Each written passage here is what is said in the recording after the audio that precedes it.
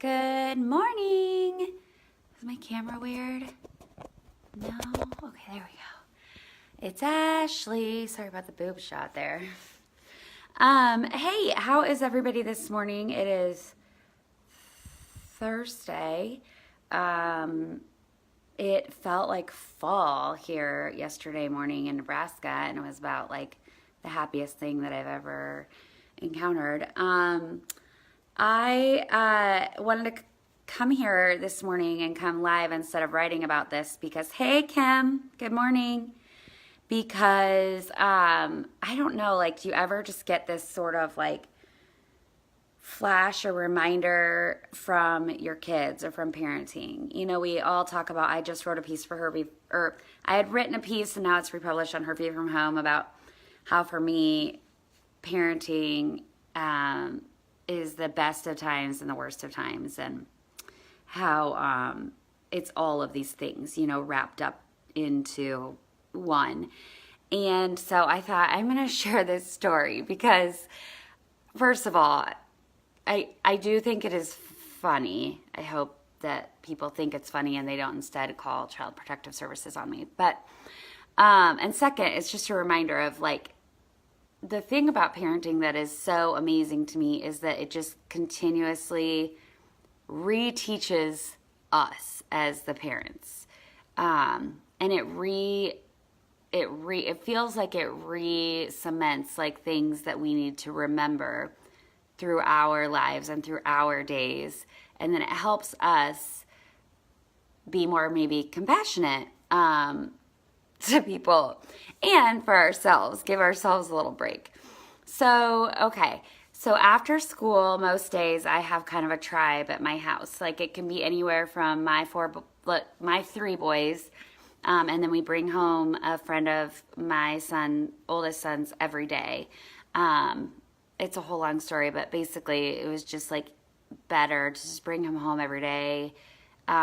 He's in the neighborhood anyway, and so he hangs out with us until his mom gets off of work, and I just love it. It's like, I wrote this recently, but like the baby phase was not for me, but I love this current stage of my boys. I love kids that can like have a conversation. I think they're funny. I think they are insightful. I mean, they make tons of like fart noises. So it's just like, really, it's my jam. Some people don't like this stage, but I love it. So I bring these kids home after school, and then oftentimes we will have a mix of other children that come. So on any given day, there might be 8 boys here and a few girls or whatever. And they're playing outside. They're doing all sorts of things. I am not constantly vigilant with them.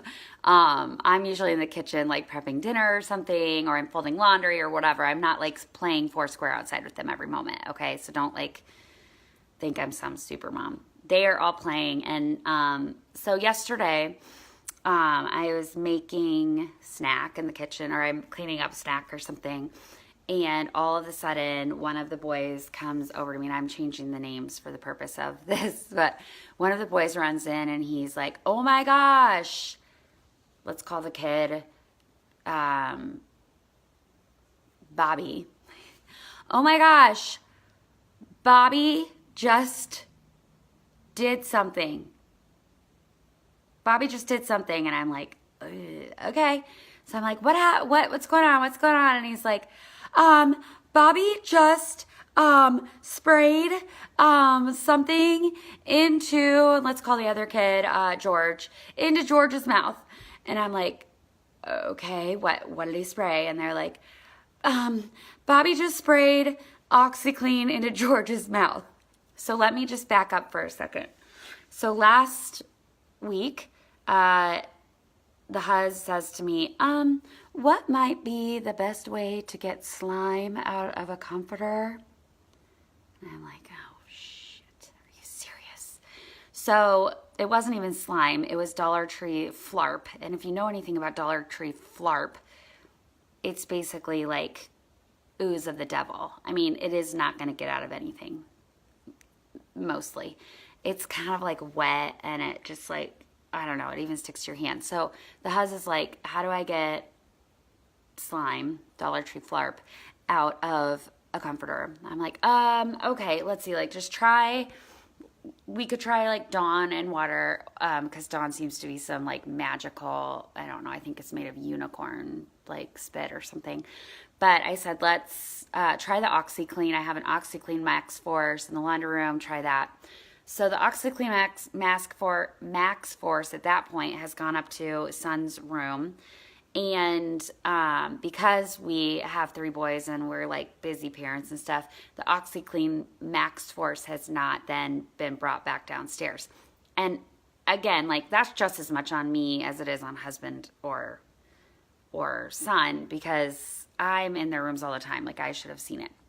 Regardless, so that's the backstory. The OxiClean Max Force has been put into Child's room, and it is in Child's room. So when this gaggle of children is at my house, OxiClean Max Force is up in Child's room. See where this is going. So Bobby has picked up the OxiClean Max Force and decided to spray it into the air, wherein George has turned around and the OxiClean Max Force has hit his lips and has gotten into his mouth. And I'm like, okay. So I come over to the stairs, these very stairs. I yell up. George has come downstairs. George has said, I'm like, George, come downstairs. Like, come down the stairs. Tell me what happened. Tell me exactly what happened. And I'm like, Bobby, don't ever spray that again. I'm like, we'll talk in a moment. So George, kid who gets sprayed, comes down the stairs. He's like, I'm scared. So he sprayed it and I got it in my mouth. And I'm like, tell me exactly what happened. Just tell me exactly what happened. And George is like, oh my gosh. So I'm spinning around and Bobby sprayed the OxiClean. And I'm like, how many sprays? And he's like, it's just one spray. And it has sprayed into the air and it hit my mouth. And then I opened my mouth and I think like some of it got in, and the minute it got in, I didn't swallow. Like I went into the bathroom and I spit. I'm like, okay. And he's like, and my spit was a little bit blue and I could taste the droplets of OxiClean. And I'm like, okay. I'm like, and how do you feel? How are you feeling? He's like, I don't know. I'm feeling great. I'm like, okay. Well, first of all, do you feel like you're going to vomit?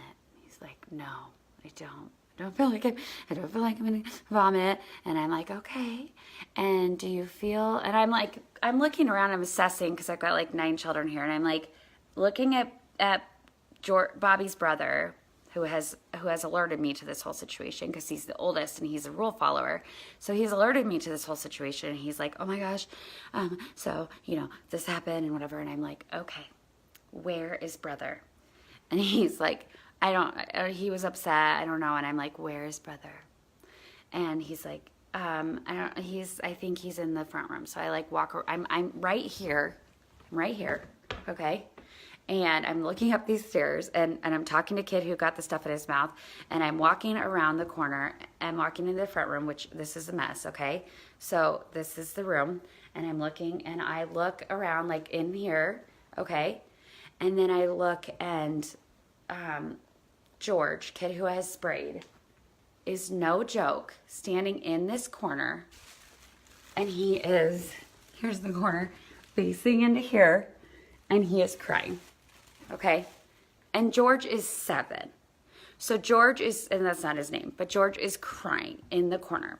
And I'm like, George. And I look at Bobby, kid who got sprayed, and I'm like, Bobby, just a moment. I want you to go in, and I want you to get some water, and I want you to gargle, and I want you to go spit it out into the kitchen. I want you to do that 5 times. He's like, okay. He's like, Ashley, I'm scared. And I'm like, I get it. But this is like, for number one, you're going to be fine. He's like, how do you know? And I'm like, you're going to be fine. I wanted to say, like, as I told his mother later, like, I will like clean the windows, you know, in my house, and then my children will lick them. So, I mean, that's probably about how much contact this kid has had with the OxiClean. So I'm like, you're going to be fine. So I send him into the kitchen. He's taking care of that. I go around the corner to George, and I'm like, George, hey. Like, and I'm so sad for George because he's either terrified of me or he's terrified that he's killed his friend, right? So I'm like, George, what's going on? And he's crying, and I'm like, dude, are you okay? He's like, you know, and I'm like, are you upset because I yelled up and said, don't do that again?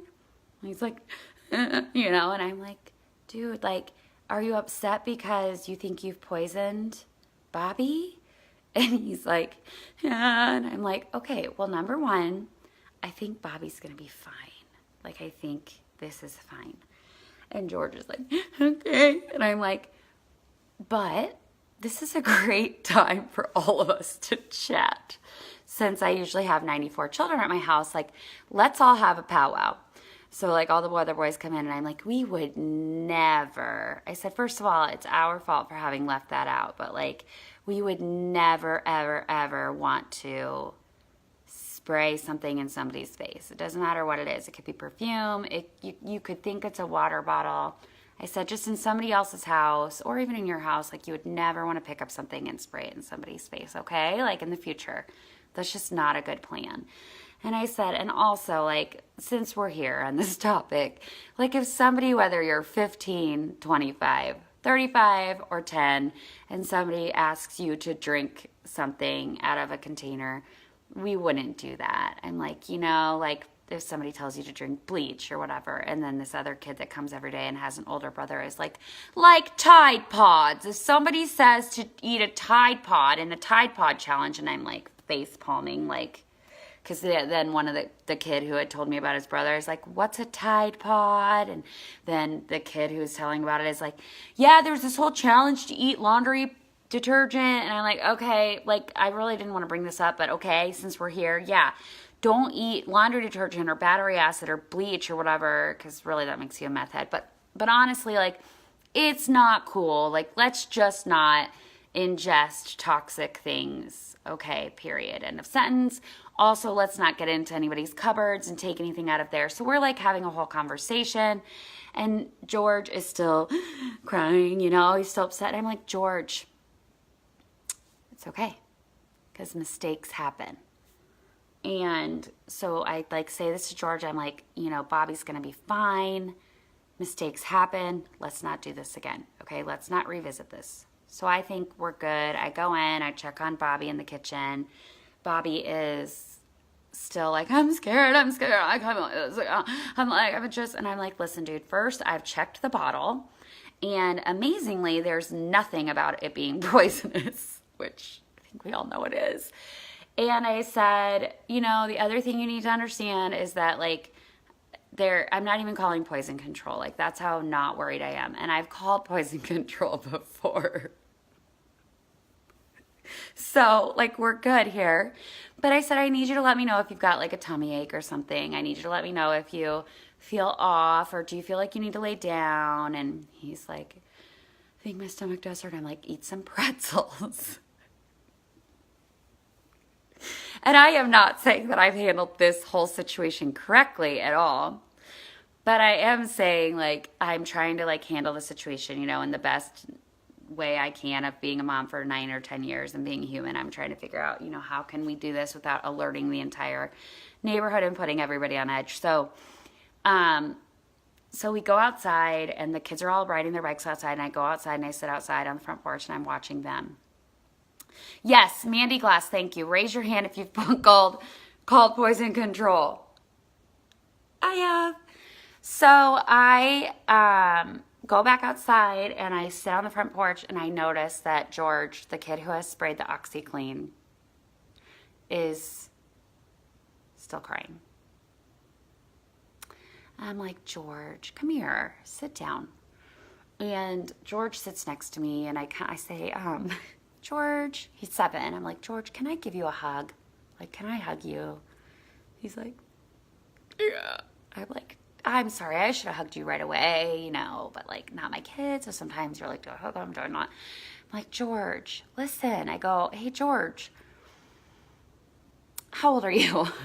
Because I'm like grasping at straws at this point. What do I do for George? Like, George feels like SHIT at this point. We've decided, Nicole, I'm laughing. We've decided that Bobby is fine. Okay, by this point. So if Bobby hadn't been fine, obviously this would have been an entirely different scenario if I had gone upstairs and Bobby's blackout or he's barfing or whatever. This clearly would have been a very different scenario. So praise Jesus that this is the only scenario that I'm dealing with, right? But I say to George, I'm like, George, how old are you? And he's like, oh, I'm 7. And I'm like, and how old is Bobby? And he's like, Bobby's 10. And I'm like, and is Bobby in the kitchen? And is Bobby fine? And he's like, yeah. And Bobby walks out the door. Again, their names have been changed for anonymity purposes and to protect their mothers and myself. Bobby walks out the door at that point. Bobby's on his bike. Bobby's fine. Bobby says to me, yeah, I feel fine now. I feel totally good. I feel good. And I'm like, yep, see, I told you you'd be fine. And he's like, yeah, I tasted it, you know, I'm kind of on my, and I'm like, yeah, that happens, you know. And I wanted to say, like, I've put chemo in my body, kids. Like, you're going to be fine. So George is on the front porch. I give George a hug. I say to George, you're 7. I'm like, do you know how old I am? He's like, no. And I'm like, do you think I'm like 50? And he's like, no. I'm like, do you think I'm like 20? And he's like, no. And I'm like, damn it. No, but he's like, I said, well, I'm 36. And he goes, you're 36. You're older than my mom. And I'm like, yep, I'm older than your mom. Thank you for that. And I said, and guess what, George? I made mistakes today. I didn't do it all right. I didn't do everything right. And George is like, okay. And I'm like, because that is what happened. And I know that George's mom, and this isn't to get all preachy on you, but I know that George's parents are Christian and they have, you know, lots of lessons through Christianity at their house. And I said, and George, the reality is that like, we all know that we all make mistakes, and we all know that because I know that you know about Jesus, right? And he's like, yeah. And I'm like, well, Jesus makes mistakes. Like Jesus taught us that we all are going to make mistakes in life. And I'm like, so, you know, if that makes you feel any better, we all make mistakes. So we're talking and I'm sitting there thinking like, and I said to him, I said, you know what is frustrating about it, George, is that you're never not going to make mistakes. And that can be kind of defeating, kind of deflating for all of us, right? Like, so whether I'm 7 or 36, I'm still going to be making mistakes. So what's the freaking point? What's the point of trying to do things right if I'm still going to make mistakes? And I said to George, but the reality, I'm like, George, you know what's so great about this? You know what is so wonderful? Is that we get to make mistakes in a safe place. We get to make mistakes like accidentally spraying OxyClean into Bobby's mouth here at my house after school. We get to make these mistakes and we get to learn from them without any big consequences. And that is such a great reminder. Like to me yesterday, that was the hugest reminder of whether Bobby is okay. You know, Bobby's okay. So for all of you who are just joining, let me just brief you very quickly. So I have a bunch of kids in my house every day after school, and yesterday, we're calling them George and Bobby. Yesterday, Bobby got sprayed on the mouth / sort of in his mouth with the OxyClean Max Force by George. Bobby is 10, George is 7, and George felt like this was the end of the world and that he had done the worst thing ever. And so Bobby was fine. George was fine. But it was such a reminder to me yesterday, again, of whether it's my kids or your kids, our kids are going to make mistakes. Our kids are going to make choices that are sometimes going to be the right choices and sometimes going to be the wrong choices. They are also going to be curious and inquisitive, and they're going to wonder about things. And so they are going to make choices based on that. And it is this thing in parenting that we get to be this safe place that they can make mistakes. And the other reality is that sometimes they are going to make a mistake that can't be fixed. And that, while it could have been because I left the OxiClean out, and I would always feel bad about that, something very badly could have happened to Bobby yesterday, right? Like, George could have decided to drink that OxiClean, and that would have been very bad. But what happened, the reality of what happened here yesterday was not that it was so bad, that it was irreversible, but it was like a great moment for us all to be able to talk about what happened. And that is such a great reminder that parenting gives us that every day. It gives us the opportunity to remember that we all make mistakes. It doesn't matter if you're Bobby and you were messing around up in a kid's room. It doesn't matter if you're George and you were one that sprayed it. It doesn't matter if you are me and you're the mom that was down in the kitchen making, cleaning up snack. It doesn't matter if you're one of the boys that came and told me. All of the things that happened in that situation at my house yesterday, while honestly, thank God it wasn't a big deal in the end, it provided this moment of being able to reinforce that we all make mistakes, and that, number one, the mistake was made easier and better because they all told the truth. It was made easier and better because they all were able to tell me what happened. And because nobody completely freaked out, nobody lied. It was made better because we all feel, I think, like we're in a safe environment where we can tell what happened. And I think, honestly, I have to say a little bit, it was probably made better because I didn't completely freak out. I think if I had freaked out and I had overreacted, and I don't know why I didn't overreact in the moment. I mean, it was other people's children. I should have overreacted. But I think it made it so that the kids knew the severity of the situation was not so bad that anybody needed to completely freak out. So in the end, we all talked about it again. We talked about that we would never want to drink something or eat something or take something out of somebody's house or kitchen that was toxic or even that wasn't, Same goes with a bottle of alcohol that's downstairs or a LaCroix. You would never want to just drink something that's been sitting around at somebody's house.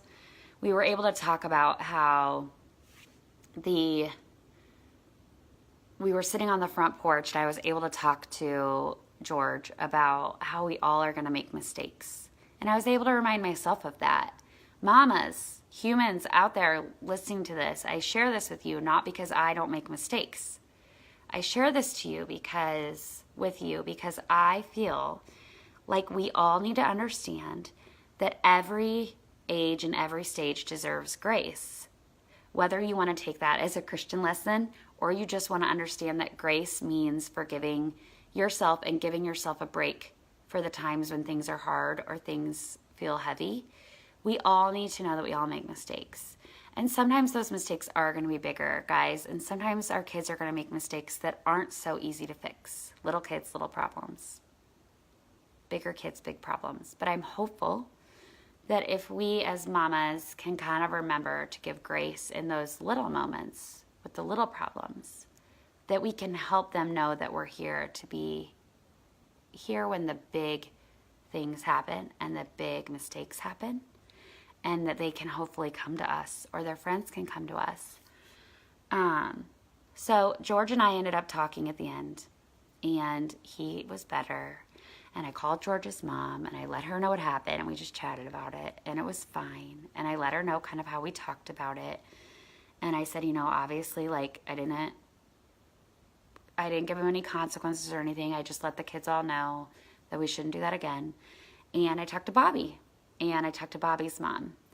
And I said, he's right away. It's like that call that you make to a friend or a mom or somebody and you're like, everything's fine. everything's fine. Like, I need you to know before I go any further that everything's fine. And she's like, oh gosh, what happened? So sometimes it's almost worse to do that, right? But I was like, you need to know that everything's fine. But I also need to let you know. She's like, you didn't even need to call me. And I'm like, but I needed to call you because, again, as mamas, I think we need to communicate. I didn't want her to find out from her kid that this had all happened. But mamas, whether your kids have made a little mistake or a big mistake, first of all, that is not your fault. Could I work through that, and could I blame myself for that? Could I say I should have known that OxyClean was upstairs? I should have been with those kids every moment. I should have been able to have them all around the table at that time. Like, I should be outside watching them every minute. That is not going to make mistakes and problems not happen. It just isn't. We're only going to be able to protect our kids for so long. Life doesn't happen in a vacuum. So the mistakes and the learning opportunities, and that's what they are, they're learning opportunities, are going to come. And it's just, as a mama, our biggest thing I think we can do is give our kids a safe place to be and to come to when those things happen.